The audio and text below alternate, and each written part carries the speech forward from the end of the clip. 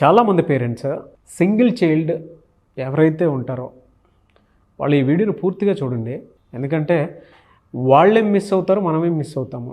And దాన్ని ప్రాపర్గా ఎలా గైడ్ చేయాలి, గైడ్ చేస్తే డెఫినెట్గా మన పిల్లలు గ్రోయింగ్ స్టేజ్లో ఎలాంటి విషయాలు అర్థం చేసుకోవడానికి, ఎక్స్పీరియన్స్ అవ్వడానికి అవకాశం ఉంటుంది అనేది ఈరోజు మనతో పాటు ఎమోషనల్ హెల్త్ కోచ్ షఫీ గారు ఉన్నారు. వారి మాటలు తెలుసుకుందాం. Hello sir. హలో నాగరాజు గారు. సార్, సింగిల్ చైల్డ్ ఉండేటువంటి పేరెంట్స్కి అంటే ఈ వీడియోలో కొన్ని విషయాలు డెఫినెట్గా చెప్పాల్సినటువంటి, తెలియజేయాల్సినటువంటి అవసరం ఉంటుంది కాబట్టి చెప్తున్నాను. లేదు అనుకుంటే దానివల్ల వచ్చేటువంటి కాన్సిక్వెన్సెస్ చాలా దారుణంగా ఉంటాయి. సో ఎలాంటి జాగ్రత్తలు పాటించాలి? యాక్చువల్గా నాగరాజు గారు, ఇక్కడ సింగిల్ చైల్డ్ అనే కాన్సెప్ట్ ఏదైతే ఉందో, నిజంగా చెప్పాలంటే ఈరోజు చాలామంది ఆర్థిక సమస్యలు ఉన్నాయనో, లేక ఆరోగ్య సమస్యలు ఉన్నాయని చెప్పేసో ఏదో ఒక రీజన్తో మాత్రము సింగిల్ చైల్డ్కి పరిమితం అయిపోయారు చాలామంది కూడా. ఇది మనం చూస్తున్నాము. ఇంకా చెప్పాలంటే కొన్ని సంవత్సరాల ముందు నుంచి, ఒక 30 years బిఫోర్, 25 years బిఫోర్ ఆలోచించినట్లయితే మేమిద్దరము మాకిద్దరం అనే స్లోగన్ వినపడేది. అంటే ఇద్దరు అన్న మైండ్ సెట్ ఉండేది. అప్పుడు ఇద్దరు ఉండాలి, ఇద్దరు అబ్బాయిలు, ఇద్దరు అమ్మాయిలు, లేక అబ్బాయి అమ్మాయో ఇద్దరు అన్న కాన్సెప్ట్లో కొంతకాలం ప్రయాణం చేసాం మన భారతదేశంలో. ఆ తర్వాత ఇద్దరు వద్దు ఒకరు ముద్దు అన్న నినాదం వచ్చింది. ఇది ఎంత బలంగా ఇన్ఫ్లుయెన్స్ చేసిందంటే ప్రజల మైండ్ సెట్ అయింది ఆ విధంగా. అంటే ఇప్పుడు ఒకరు ముద్దు, ఒకరే ముద్దు, ఇద్దరు వద్దు అని, రెండు వద్దు. ఎందుకు వద్దు అంటే ఒకరిని బాగా చూసుకుంటే చాలే, వారికి న్యాయం చేస్తే సరిపోతుందిలే, ఈరోజు పెరుగుతున్న ఖర్చుల్ని దృష్టిలో పెట్టుకొని న్యాయం చేయాలంటే ఒకరుంటే చాలే అన్న ఆలోచనలో ఒక మైండ్ సెట్ వచ్చేసింది దాదాపుగా. ఈరోజు ఎవరిని అడిగినా కానీ ఎంతమంది పిల్లలు అంటే ఒక్కరు అనే సమాధానం చాలా ఎక్కువగా వస్తుంది. ఇద్దరు అనే సమాధానం, ఇంకా రెండుకు మించి అయితే ఈ రోజున మనం ఆలోచన ఎక్కడ అందట్లేదు. ఒకప్పుడు రోజులు వేరు. అయితే ఇక్కడ ముఖ్యంగా ఇప్పుడు మీరు అడుగుతున్నట్టుగా సింగిల్ చైల్డ్, ఒకే అమ్మాయి లేక ఒకే అబ్బాయి ఉన్నటువంటి ఆ ఫ్యామిలీ, ఆ పేరెంట్స్ ఎలా ఉండాలి, అసలు ఆ చైల్డ్ మీద ఎలాంటి ఇంపాక్ట్ ఉంటుంది అంటే దీని మీద చాలా రీసెర్చెస్ జరిగాయి. అంటే ఒకరికన్నా ఎక్కువ పిల్లలు, ఇద్దరు ముగ్గురు పిల్లలు ఉన్న పిల్లల మానసిక స్థితి ఎలా ఉంటుంది, ఒక్కరే బాబు లేక ఒకే పాప ఉన్న మానసిక స్థితి ఎలా ఉంటుంది, దీని మీద అనేక శాంపిల్స్ తీసుకొని అనేక రీసెర్చ్ చేసిన తర్వాత తెలిసిన విషయాలు ఏంటంటే, ఖచ్చితంగా మానసిక పరిపక్వతలో కానివ్వండి, సోషలైజేషన్లో కానివ్వండి, కమ్యూనికేషన్లో కానివ్వండి, డిసిషన్ మేకింగ్లో కానివ్వండి, డిఫరెన్స్ అనేది చూడటం జరిగింది. ఎందుకంటే ఒకే వయసులో ఉన్నటువంటి పిల్లలు ఇద్దరు కలిసి మాట్లాడుకోవడం ఉంటుంది, కలిసి ఆడుకోవటం ఉంటుంది, షేరింగ్ ఉంటుంది, కేరింగ్ ఉంటుంది, కొట్టుకోవటం ఉంటుంది, అలగడం ఉంటుంది, ఇవన్నీ కూడా ఉంటాయి. ఇవన్నీ కూడా సింగిల్ చైల్డ్ వ్యవహారానికి వచ్చేసరికి ఆ అవకాశం లేదు అన్నది. ఇప్పుడు ఇక్కడ రెండో వాదన ఏముంటుందంటే నాగరాజు గారు, అదేంటి మరి స్కూల్ ఉంది కదా, ఫ్రెండ్స్ ఉన్నారు కదా, బయట ఆడుకుంటారు కదా. కరెక్ట్, వాస్తవమే. అంటే ప్రాబ్లం ఉంది అంటే 100% ప్రాబ్లం ఉందని చెప్పట్లేదు ఇక్కడ మనం. అంటే బాబు స్కూల్కి వెళ్ళొచ్చు, పాప స్కూల్కి వెళ్ళినప్పుడు అక్కడ ఫ్రెండ్స్ ఉన్నారు, కాదనట్లేదు. కానీ స్కూల్ ఎంతసేపు ఉంటున్నారు, ఒక 6 గంటలు 8 గంటలు ఉంటారు అక్కడ. ఆ ఉన్నటువంటి 8 గంటలు కూడా పాఠాలు వినడము, అక్కడ ఉన్నటువంటి క్లాస్ వరకు అక్కడ ఒక టాస్క్ మీద ఉంటారు. అవును కదా, సోషలైజ్డ్ లైఫ్ కంప్లీట్గా గేమింగ్ అనే టైం ఒక పీరియడ్ ఉంటుందేమో. ఇంకా ఆ తర్వాత ఇంటికి వచ్చిన తర్వాత కూడా చుట్టుపక్కల ఉన్న వాళ్ళతో ఆడుకునే సమయం కూడా మహా అయితే గంటన్నర 2 గంటల సమయం ఉంటుంది. మిగిలిన సమయం గమనిస్తే రోజులో ఎక్కువ భాగం ఇంట్లో గడుపుతారు. ఉదయం నిద్ర లేచిన దగ్గర నుంచి ఉదయం ఫ్రెష్ అవ్వడము, బ్రష్ చేసుకోవడము, టిఫిన్ చేయడము, భోజనం చేసే సమయంలో, మరి హాలిడేస్లో ఇవన్నీ కూడాను ఈ సమయం చాలా వాల్యుబుల్ టైం ఉంటుంది. ఈ టైంలో బాబు ఒంటరిగా ఉండడం, పాప ఒంటరిగా ఉండడం ఇంపాక్ట్ పడుతుంది. అంటే ఎలా, ఉదాహరణ చూడండి, సింగిల్ చైల్డ్ ఉన్నప్పుడు ఎలాంటి ఇంపాక్ట్స్ ఉండే అవకాశం ఉంటుందంటే, ఎలాగో పేరెంట్స్కి మాకు ఒక్కడే ఉన్నాడు అన్న ఫీలింగ్ ఉంది కదా, ఒకే పాప ఉందన్న ఫీలింగ్తో కొంచెం ఓవర్ కేరింగ్ అనేది ఉంటుంది. ఎక్కువ ఫోకస్ చేసే ప్రయత్నం చేస్తుంటారు, ఎక్కువ గారాబం కూడా చేస్తారు. అవునా లేదా? అంటే తనకి అవసరం, ఒక వస్తువుకి అవసరం రాకముందే అందించే ప్రయత్నం చేస్తారు, ఆకలి వేయకముందే భోజనం పెట్టే ప్రయత్నం చేస్తారు. అవునా లేదా? అంటే కంప్లీట్గా ప్యాంపరింగ్ అనేది ఒకటి ఉంటుంది. ఈ ప్యాంపరింగ్ వల్ల పేరెంట్స్ పిల్లవాడికి సహాయం చేస్తున్నారా, నష్టం చేస్తున్నారా అన్నది ఆలోచిస్తే ఒక రకంగా చెప్పాలంటే నష్టమే చేస్తున్నారని చెప్పాలి. ఓవర్ ప్యాంపరింగ్ వల్ల లాసే అవుతుంది. మేము కేర్ చేస్తున్నాం అన్న ఫీలింగ్లో ఉంటారు. కేర్ చేయడం కాదు, అక్కడ వాళ్ళకి ఒక ఇండివిజువాలిటీ మిస్ అవుతుంది, ఒక ఫ్రీడమ్ అనేది మిస్ అవుతుంది. అది మనం గమనించాలి. ఉదాహరణ చూడండి, ఓ పిల్లవాడు ఏదైనా పని చేయాలి అనుకున్నప్పుడు పని చేసే ప్రయత్నములో పడతాడు, లేస్తాడు, ఏదో చేస్తాడు, నేర్చుకుంటాడు. ఈ ఓవర్ కేరింగ్లో ఏమవుతుంది నాగరాజు గారు, ఆ పడే అవకాశం ఇవ్వము, వాడికి నేర్చుకునే అవకాశం ఇవ్వము. ఎందుకంటే ఆ ప్రేమ ఎక్కువగా ఉంటుంది, ప్యాంపరింగ్ ఎక్కువ ఉంటుంది. కాబట్టి మనమే పట్టుకొని నడిపించే ప్రయత్నం చేస్తాం. కాబట్టి వాడికి పడటం తెలియదు, లేవటము తెలిసే అవకాశం తక్కువగా ఉంటుంది. అంటే ఈ బేసిక్గా కొన్ని లాసెస్ అయితే ఎదుర్కోవడం జరుగుతుంది. ఇంకా చెప్పాలంటే ఇప్పుడు ఆ బాబు కమ్యూనికేట్ చేయాలంటే ఎవరితో కమ్యూనికేట్ చేస్తాడు? ఖచ్చితంగా మదర్తో కమ్యూనికేట్ చేయాలి, లేక ఫాదర్తో కమ్యూనికేట్ చేయాలి. ఈరోజు లైఫ్ ఎలా ఉంది, ఎంత బిజీగా ఉంది. ఇద్దరు వర్క్ చేసేటువంటి ఫ్యామిలీస్ ఎన్ని ఉన్నాయంటే కోకొల్లలు ఉన్నాయి. ఇప్పుడు మా ఫ్రెండ్స్ ఉన్నారు, నాకు తెలిసిన వాళ్ళే ఉన్నారు, ఒకే బాబు లేక ఒకే పాప, ఇద్దరు వర్క్ చేస్తున్నారు. మరి ఇంట్లో బాబు ఎలా అంటే స్కూల్కి వెళ్ళి వచ్చిన తర్వాత చూసుకోవడం కోసం పని మనిషి ఉంటారనమాట. అంటే పని మనిషితో కేరింగ్లో ఎంత కమ్యూనికేషన్ ఉంటుంది, ఎంతగా ర్యాపో బిల్డ్ అవుతుంది అంటే నిజంగా చెప్పాలంటే దానివల్ల లాసే ఉందని చెప్పాలి. అంటే బిజీ లైఫ్ వల్ల మదర్ కేర్ మిస్ అవుతుంది, ఫాదర్ కేర్ మిస్ అవుతుంది. ఆ టైంలో కనుక తన అన్నయ్యో చెల్లో అక్కో ఉన్నట్లయితే ఖచ్చితంగా వాళ్ళ అమ్మ లేదన్న విషయం గుర్తుండదు, నాన్న లేదన్న విషయం గుర్తుండదు. ఇక్కడ అన్న చెల్లెని చూసుకోవచ్చు, అన్న తమ్ముడిని చూసుకునే అవకాశం ఉంటుంది, అక్క తమ్ముడిని చూసుకునే అవకాశం ఏదైతుందో ఇది ఇక్కడ మిస్ అవుతుంది. సో ఇవన్నీ కూడా డిఫరెన్సెస్ అవుతున్నాయి. ఇక్కడ ఏమైంది, సోషలైజేషన్ మిస్ అవుతుంది. అంటే ఉదయం లేచిన కాడ నుంచి పలకరించడము, నవ్వడము, మాట్లాడము, ఏదో ప్రశ్నించడము, సమాధానం చెప్పడము, ఇవన్నీ కూడా సోషలైజేషన్లో భాగమే కదా. ఇవన్నీ కూడా ఇక్కడ చాలా బలంగా ఉపయోగపడుతున్నాయి. సో ఇలాంటి ప్రాబ్లమ్స్ ఉన్నప్పుడు ఒకటే చైల్డ్ ఫిక్స్ అయిపోయింది, ఒకళ్ళే బాబున్నాడు, ఇప్పుడేం చేయాలన్నది క్వశ్చన్. ఇప్పుడు ఎలా కేర్ చేయాలి అంటే ఇప్పుడు మనం లాస్ అయిపోయిందంటే 100% లాస్ అయిందని చెప్పట్లేదు. 2-3 పిల్లలు ఉన్న దగ్గర కూడాను అవుట్ స్పోకెన్ లేకుండా ఉన్న పిల్లలు ఉంటారు, సోషలైజేషన్ స్కిల్స్ లేనటువంటి పిల్లలు ఉన్నారు, అవునా లేదా?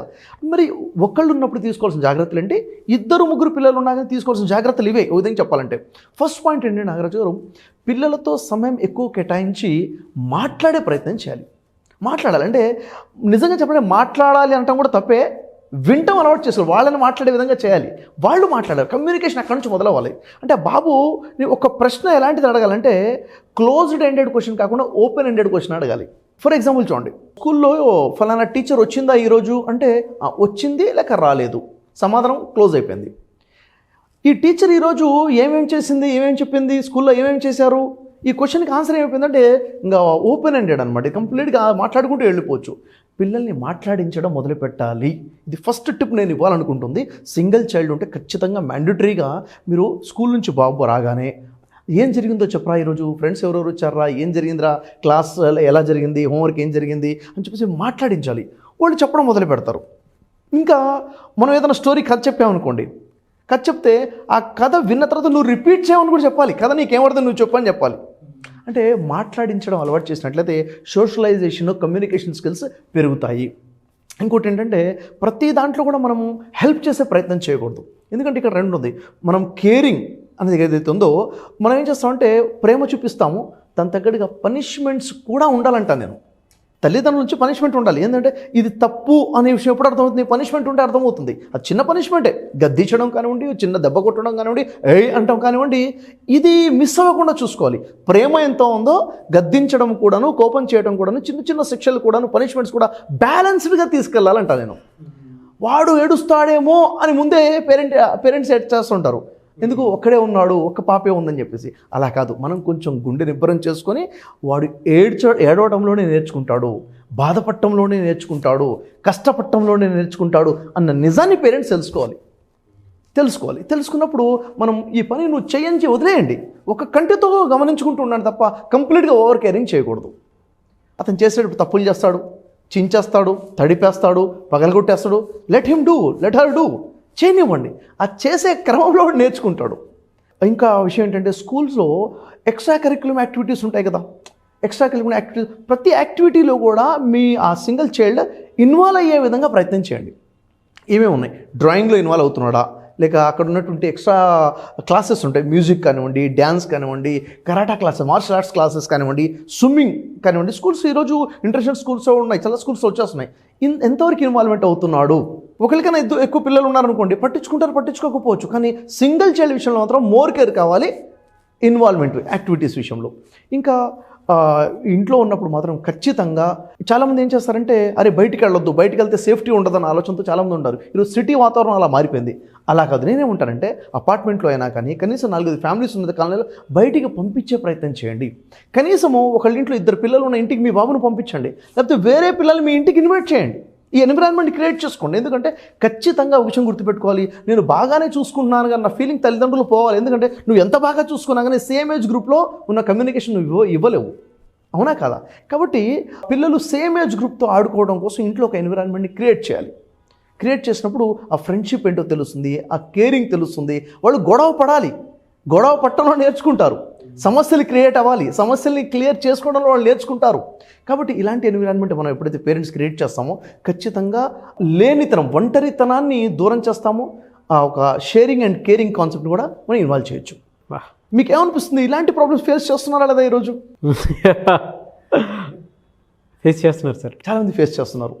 కాకపోతే ఇక్కడ నిజంగా ఏంటంటే నాగరాజు గారు, ఇగ్నోర్ చేయడం కనుక మనం చేస్తే పిల్లలు ఇంట్రావర్డ్గా మారిపోతారు. సింగిల్ చైల్డ్కి ఎక్కువ అవకాశం ఉంది, ఇంట్రావర్డ్గా మారిపోయే అవకాశం ఉంటుంది. ఇంట్రావర్డ్గా అవ్వకుండా ఉండాలంటే ఖచ్చితంగా మదర్ రెస్పాన్సిబిలిటీస్ మదర్ తీసుకోవాలి, ఫాదర్ రెస్పాన్సిబిలిటీ ఫాదర్ తీసుకోవాలి. ఎవరో ఒకళ్ళ రెస్పాన్సిబిలిటీ సింగిల్ చైల్డ్ విషయంలో సరిపోదు. అది 2-3 పిల్లలు ఉన్నారనుకోండి, ఎవరో ఒకళ్ళు కేర్ చేసినా కానీ మిగిలినది టేక్ కేర్ అయిపోతుంది ఆటోమేటిక్గా.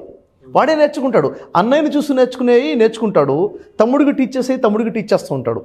ఇవన్నీ కూడా జరుగుతుంటాయి అన్నమాట. కాబట్టి గొడవ పడడము, అపార్థం అవ్వడము, మళ్ళీ అర్థం చేసుకోవడము, అడ్జస్ట్ అవ్వడము, త్యాగం చేయడము, ఇవన్నీ కూడా ఒకడు ఉన్నప్పుడే ఉంటుంది. ఇప్పుడు అమ్మ నాన్న ఒక్కడే చేయాలనుకోండి, ఈ వీడు ఏ విషయంలో త్యాగం చేస్తాడు చెప్పండి? ఇంకా త్యాగం చేసే అవకాశం లేదు కదా. వాళ్ళే వీడికి చాక్లెట్లు ఇస్తారు, వాడే వీడికి ఆటబొమ్మలు ఇస్తారు, ఇతను ఇచ్చేది ఏం లేదు అక్కడ. కాబట్టి ఇలాంటిది రావాలంటే ఫ్రెండ్ సర్కిల్ క్రియేట్ చేసి వాళ్ళకి ఇష్టమైంది నువ్వు ఇవ్వడం మొదలుపెట్టు అని చెప్పాలి. గివింగ్ అలవాటు చేయాలి. ఈ ఆట బొమ్మ నచ్చింది కదా నువ్వు ఇవ్వు అని చెప్పాలి. ఆ ఇవ్వడం ఏదైతే ఉందో అక్కడ అలవాటు అవుతుంది. నాకు ఇష్టమైంది నేను ఇస్తున్నాను. ఇది లైఫ్ స్కిలే కదా. అది ఎదిగిన తర్వాత కావాల్సింది వైఫ్ అండ్ హస్బెండ్లో కావాల్సింది ఏంటిది? అండర్స్టాండింగే, సర్దుకుపోవడమే. అది ఎక్కడి నుంచి రావాలి? ఇద్దరు అన్నదమ్ముల మధ్య రావాలి. లేదు, నో ప్రాబ్లం, ఫ్రెండ్స్తో అవి అలవాటుని తీసుకొచ్చి క్రియేట్ చేయండి.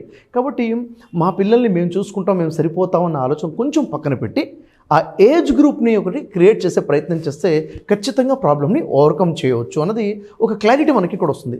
అనేక రీసెర్చెస్ చేసిన తర్వాత వాళ్ళకి తెలిసింది ఏంటంటే గ్రూప్ని క్రియేట్ చేయండి అన్న సొల్యూషన్ ఇవ్వడం జరిగింది.